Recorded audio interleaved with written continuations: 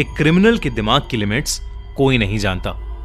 Crime करने की चाह किस हद तक जा सकती है और इंसान से क्या क्या करवा सकती है, यह पता कर पाना बेहद मुश्किल हो जाता है। आज का केस एक ऐसे आदमी का है जिसने ऐसी सारी हदों को पार कर दिया।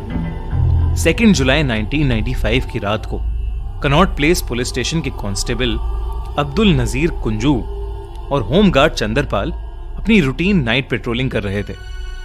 वो लोग जैसे ही अशोका रोड की तरफ मुड़े तभी उन्हें एक बिल्डिंग में से बहुत सारा धुआं निकलता हुआ दिखाई दिया। वो दोनों उस बिल्डिंग तक जल्दी से गए। उस बिल्डिंग में एक रेस्टोरेंट था जिसके अंदर से वो धुआं आ रहा था, लेकिन वो रेस्टोरेंट उस समय बंद था। उन्होंने वहां खड़े गार्ड से धुएं की वजह पूछी। तभी रेस्टोरेंट से एक आदमी निकल कर आया और उसने बताया कि रेस्टोरेंट में कुछ वेस्ट जलाया जा रहा है जो कि कुछ देर में जलना खत्म हो जाएगा। ये सुनकर वो दोनों वहां से चले गए और पास की लेन्स में पेट्रोलिंग करने लगे। कुछ दूर जाते ही उन्हें पीछे से एक औरत की चिल्लाने की आवाज आई, आग लग गई, आग लग गई। वो हड़बड़ी में वापस उस रेस्टोरेंट की लेन में पहुंचे और उन्होंने देखा कि आग की लपटें अब रेस्टोरेंट के अंदर से निकलकर बाहर तक आ गई थीं। उन्होंने तुरंत बैकअप बुलाया और फायर डिपार्टमेंट को भी इन्फॉर्म किया। उन्होंने अंदर घुसने की कोशिश की ताकि वो उस आग को बुझा सके, पर उस रेस्टोरेंट का दरवाजा अंदर से बंद था।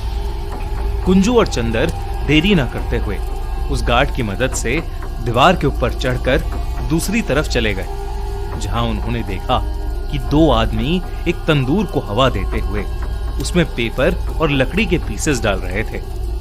उनमें से एक वहां का मैनेजर केशव था और दूसरा आदमी वही था जो उन्हें थोड़ी देर पहले बाहर मिला था, जिसका नाम था सुशील शर्मा। चंदरपाल ने वहीं से आवाज लगाकर उन्हें उस आग के बारे में चेतावनी दी, पर सुशील शर्मा ने कहा कि वो एक पॉलिटिकल पार्टी का वर्कर है और उन दोनों पुलिस वालों के लिए इस वक्त वहां से चले जाना ही बेहतर होगा, क्योंकि वो कुछ पुराने पार्टी के डॉक्यूमेंट जला रहे हैं। पर कांस्टेबल कुंजू को उस तंदूर से मांस की जलने की बू आ रही थी।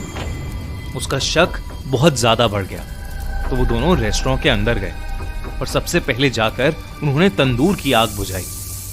इसके बाद उन्होंने जो देखा उसे देखकर उनके रोंगटे खड़े हो गए, क्योंकि तंदूर के बाहर इंटेस्टाइन्स लटक रहे थे और तंदूर के अंदर एक इंसानी शरीर आधा जला पड़ा था। पानी डालने से उस शरीर की स्किन हड्डियों से अलग हो गई थी, जिसकी वजह से एक बहुत बुरी स्मेल चारों तरफ फैलने लगी थी। इतनी देर में पुलिस की बैकअप टीम भी वहां आ गई। सुशील तब तक वहां से गायब हो चुका था, लेकिन केशव वहीं पर खड़ा था। केशव को इमीडिएटली अरेस्ट कर लिया गया। अगली सुबह उस इंसानी लाश की बगिया बारबेक्यू रेस्टोरेंट में मिलने की खबर हर न्यूज़पेपर की हेडलाइन बन गई। सुशील फरार हो चुका था। पुलिस केशव को इन्वेस्टिगेट कर रही थी, लेकिन वो किसी भी सवाल का जवाब नहीं दे रहा था। पर जब पुलिस ने उससे पूछा कि उसका सुशील के साथ क्या रिश्ता है, तो उसने बताया कि वो रेस्टोरेंट सुशील शर्मा का ही है और उसके केशव पर बहुत एहसान है, इसलिए उसके कहने पर केशव ने यह सब किया था। उसी दिन एक आदमी पुलिस स्टेशन में आया जिसने अपना नाम मतलूब करीम बताया और उसने पुलिस से कहा कि वो लाश सुशील की बीवी नैना साहनी की है। धीरे धीरे सुशील शर्मा के सस्पेक्ट होने की न्यूज हर जगह फैल गई। पुलिस हाथ धोकर सुशील की तलाश में लगी हुई थी, पर उन्हें सुशील कहीं पर भी नहीं मिल रहा था। पर एक दिन अचानक दिल्ली पुलिस को खबर मिली कि 9 दिन से फरार सुशील ने खुद को बैंगलोर पुलिस को सरेंडर कर दिया है, लेकिन उसने नैना के खून में उसके इन्वॉल्व होने से साफ इनकार कर दिया है। मगर कुंजू और चंदर ने अपनी आंखों से सुशील को क्राइम सीन पर देखा था और उससे बात भी की थी, और उन्हें पता था कि सुशील झूठ बोल रहा है। पुलिस ने सुशील से सच उगलवाने के लिए उसे कई अलग अलग तरीकों से इंटेरोगेट किया।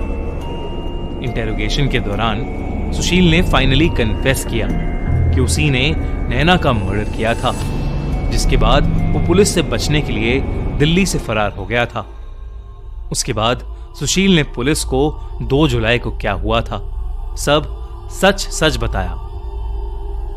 2 जुलाई की शाम को सुशील अपने गोल मार्केट के फ्लैट में घुसा ही था जब उसने अपनी बीवी नैना को हाथ में एक ड्रिंक लिए किसी से फोन पर बात करते हुए देखा। नैना ने उसके अंदर आते ही फोन काट दिया और सुशील के लिए भी एक ड्रिंक बनाकर बेडरूम में चली गई। सुशील ने ड्रिंक पीना शुरू किया, पर जैसे जैसे वो ड्रिंक उस पर अपना असर कर रही थी वैसे वैसे उसका नैना के ऊपर शक बढ़ रहा था, जिसकी वजह से उसने टेलीफोन पर लास्ट डायल नंबर पर कॉल किया। उस कॉल को मतलूब करीम ने उठाया, जो नैना का एक्स बॉयफ्रेंड था और जिसके साथ नैना के अफेयर होने पर सुशील को पहले से ही शक था। सुशील गुस्से से तिलमिलाता हुआ बेडरूम में घुसकर नैना पर जोर जोर से चिल्लाने लगा। उनकी लड़ाई बहुत ज्यादा बढ़ने लगी और सुशील ने एकदम से अपनी ड्रॉर से एक बंदूक निकाली और नैना को गोली मारकर उसकी हत्या कर दी। उसे उस वक्त कुछ समझ नहीं आ रहा था कि वो क्या करे। उसने हड़बड़ी में अपने घर से खून साफ किया और डिसाइड किया कि मर्डर के सबूत को मिटाने के लिए वो नैना की लाश को अपने ही रेस्टोरेंट के तंदूर में जला देगा। पर यह केस सिर्फ एक अफेयर के शक की वजह से हुए मर्डर का नहीं था।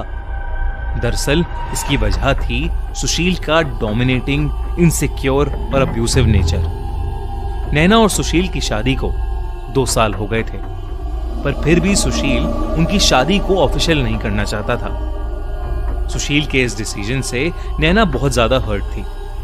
सुशील दुनिया के लिए तो एक शरीफ, सोबर पॉलिटिशियन था जो हर हफ्ते छतरपुर मंदिर जाता था, पर वही सुशील हर रात शराब पीकर नैना को मारता था और उसे अपने गोल मार्केट वाले फ्लैट में लॉक करके रखता था। एक रात जब नैना ने सुशील से उसके अब्यूसिव नेचर की वजह से उसको छोड़ने की बात की तो उसने नैना पर अपनी गन चला दी। उसने जानबूझकर मिस फायर करके नैना को डराने की कोशिश की थी। फिर एक दिन नैना को पता चला कि सुशील का अफेयर भी चल रहा था, जिसके बाद वो खुद को संभाल नहीं पाई। वो और भी ज्यादा अकेली और बेबस महसूस करने लगी थी। वो इस रिश्ते से छुटकारा चाहती थी, जिसके लिए उसने मतलूब की हेल्प लेने का डिसाइड किया। मतलूब नैना और सुशील एक दूसरे को कॉलेज टाइम से जानते थे। वो तीनों पॉलिटिकल पार्टी के यूथ विंग में काम करते थे। कॉलेज डेज में नैना और मतलूब एक दूसरे से बहुत ज्यादा प्यार करते थे। वहीं नैना और सुशील बस अच्छे दोस्त थे। नैना और मतलूब एक दूसरे से शादी करना चाहते थे, पर क्योंकि नैना एक सिख थी और मतलूब एक मुस्लिम, तो नैना की फैमिली ने उनकी शादी से इनकार कर दिया।